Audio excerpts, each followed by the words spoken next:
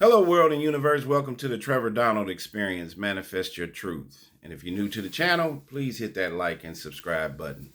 And for all my continued followers, I want to say thank you. And this is an opinion-based video channel where I try to open your eyes and ears to some of the travails and things that take place throughout our cities, our states, our country, and sometimes around the world. And just when I advocate for not defunding the police, um, here we have another police officer that may not be on the right side of the law or upholding the law in a good and positive way. Straight out of Kansas City. A Kansas City cop has killed 3 people on the job, and he's still employed. Now, a black woman is suing him for excessive force. A white Missouri law enforcement officer whose 7 years with the Kansas City Police Department have been tainted with accusations of killing 3 civilians, police brutality, and legal actions against him. He remains on the job, even as a new lawsuit accuses him of excessive force against a black woman.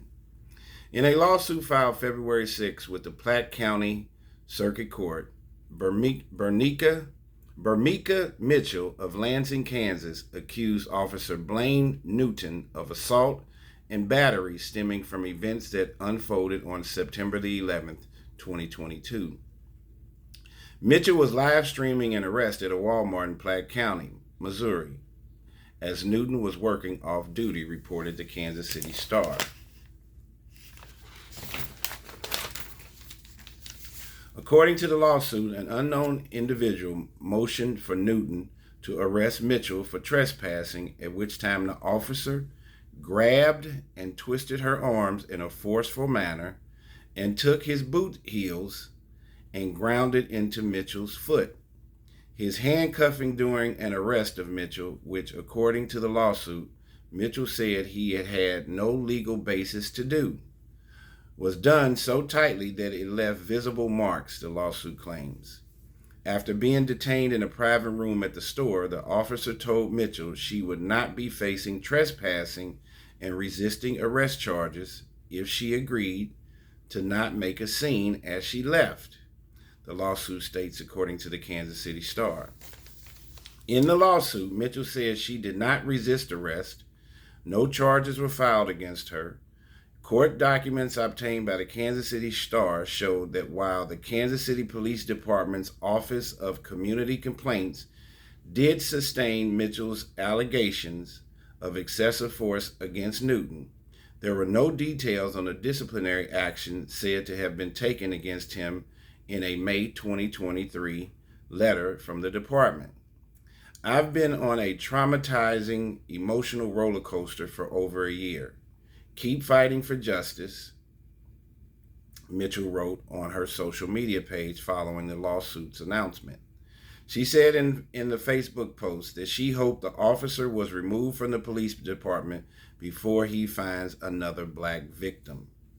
This is not the first lawsuit involving Newton and his conduct on the job, which has included kneeling down on a heavily pregnant black woman. He was also accused of shooting and killing Marcel T. Nelson and Christian Fairchild, both 42, in Kansas City on June 9th, 2023. According to the Missouri State Highway Patrol, Newton saw a passenger exiting a pickup truck and approaching a minivan with a gun before getting back into the truck and speeding off, Atlanta Black Star previously reported. On September 30th, 2020, Newton held down Deja Stallings, who at the time was 25 years old and 9 months pregnant. As he arrested her in Kansas City, Atlanta Black Star reported, her baby was born 2 weeks early via emergency C-section following the incident. Authorities said the arrest happened after Stallings interfered during an attempted arrest of a local activist, Troy Robertson, by grabbing an officer. The footage of her arrest, which showed Newton's knee on her back as he handcuffed her, sparked outrage, protests, and calls from then Kansas City Police Department Chief Richard Smith to step down. When Newton shot and killed Donnie Sanders, 47, an unarmed black man, on March 2020, his dash cam also did not record the shooting, though authorities say it recorded him passing Sanders' vehicle and making a U-turn to follow him. After Sanders pulled over and ran, Newton chased him down, ordering him to stop before shooting 5 times. 3 bullets hit Sanders, who died in the hospital the next day.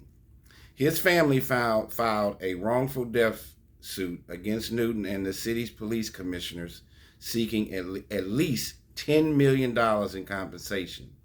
The ongoing suit, filed in March 2022, in part accused the commissioners of failing to properly train, supervise, screen, discipline, transfer, counsel, or otherwise properly equipped and control officers, including those who are known or should have known to engage in the use of excessive force and or deadly force. Newton countered another lawsuit filed against him in retaliation to Sanders' death by asserting in his entitled to qualified immunity in the death. Last month, Newton requested an oral argument to discuss in part whether the district court erred in determining him qualified immunity for what was, under the circumstances, a reasonable use of force. Wow, just when you try to advocate for the police department, not defunding the police, public safety has become a real issue throughout many of our major cities.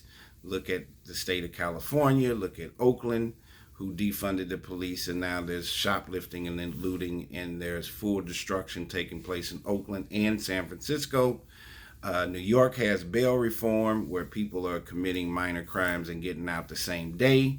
The state of Illinois has the Safety Act, which people that commit minor infractions, and how do you define what's minor versus what is major, are getting out under their own recognizance and are expected to show up in court 30 days later.